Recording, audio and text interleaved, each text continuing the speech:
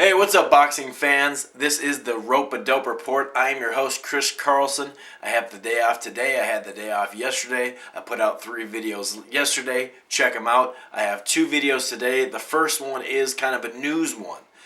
Like I said, I do box scores on this. I do predictions and previews. I'm also going to do kind of a classic era fighter, kind of maybe do a 2 or 3 minute nutshell on a classic fighter that, people or even know about, or maybe some guys that, have 250 fights, 300 fights out there that no one knows about or, is not popular. Well, this segment is the news segment. I'm going to go over some fights that are maybe future matchups, anything that's in the articles out there on boxing websites or forums or any news I hear. I'm going to try to put out weekly videos.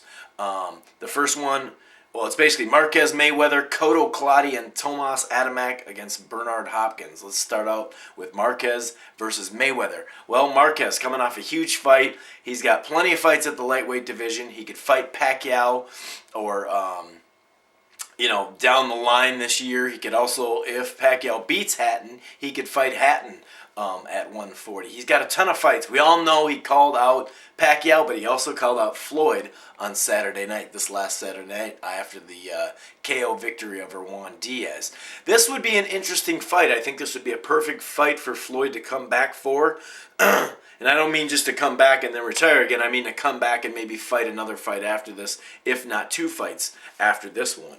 I think it would be perfect. Not to say, I'm not taking anything away from Marquez, but when you come back against, for Floyd-wise, if you come back against Pacquiao, super speed, that's a little dangerous to come back to that right on your first fight. The ring rust would be there, and to have to come back with ring rust, with a southpaw that has crazy speed like Floyd, that would be hard. I think this would be a perfect fight for him because it'd be 2 first ballot Hall of Famers going at it once again from 126 to 140.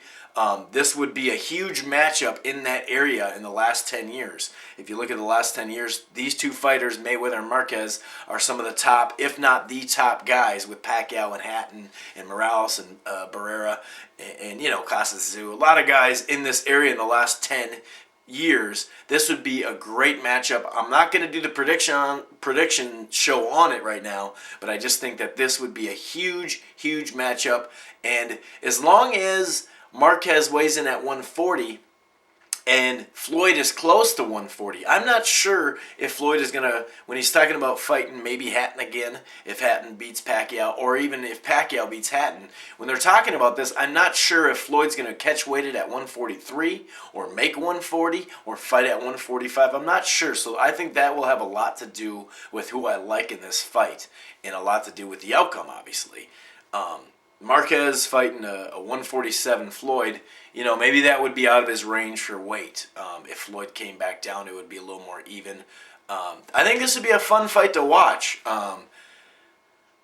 Anyway, that would be big, and I'm looking forward to it. I think that'd be a great fight. I just don't know if Floyd's going to take it just because he doesn't necessarily have a belt at 140. He's never fought at 140. So I'm not sure. Not that you need a belt in this situation, because some, alphabet belts, who cares? Who cares? It's WBO, WBA, WBC, IBF. Who really cares? This just would be a great fight to watch, I think. Miguel Cotto against Joshua Clottey. Now, this is the fight I really want to see at the welterweight division.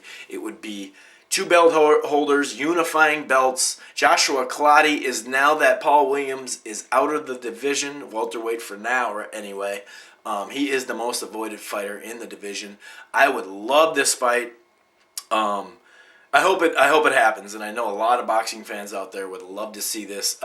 Cotto's already got a scheduled Madison Square Garden fight for June 13th, the day before the Puerto Rican Day Parade, which he does a lot. And this would be a great fight. I really hope it gets made. Look out for my predictions on this fight. The second I find out it's official, I'm going to be on the net. Same with the Marquez Mayweather fight or any other fight that I think is big. All right, let's go to Adamek versus Bernard Hopkins up at the cruiserweight division. I don't know if a lot of people know about Adamek. He just beat Cunningham for the 1 and 2 at cruiserweight. So now Adamek from Poland, who's getting a big response from his Polish fans on the East Coast, which would make sense with Bernard Hopkins on the East Coast because he's got an Atlantic City and Philadelphia following too, as you heard at the Pavlik fight. He still has that. When they were in Atlantic City, they were starting to scream his name at the end of the fight.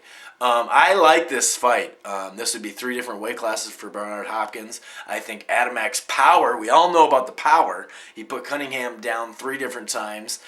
So he's got some pop. And if you just saw what he did to Jonathan Banks, he put him asleep in the corner last Friday on Showtime. I like this fight. You got the boxer against the puncher.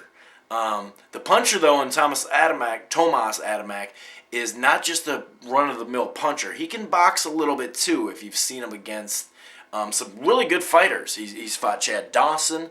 He laid Chad Dawson out with a great, kind of a, not I'd say lucky punch, but just a great punch, but then Dawson got up, and he won that fight. I think if you watch that fight, he won it pretty much hands down. You could easily see that, but it was a good fight. Very solid fight, and like I said, you can't count out a puncher in Adamek can punch. So, let me see, let me see what you guys think about these fights. I would be excited about all 3. Marquez and Mayweather and Clottey would be the top, obviously. Over Tomas versus Hopkins.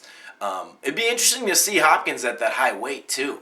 He could really feel those punches. So anyway, later on today I have a Jameel McCline and Chris Arreola prediction show coming out. That fight just got made a little bit ago. That should be an interesting fight. Look out for that.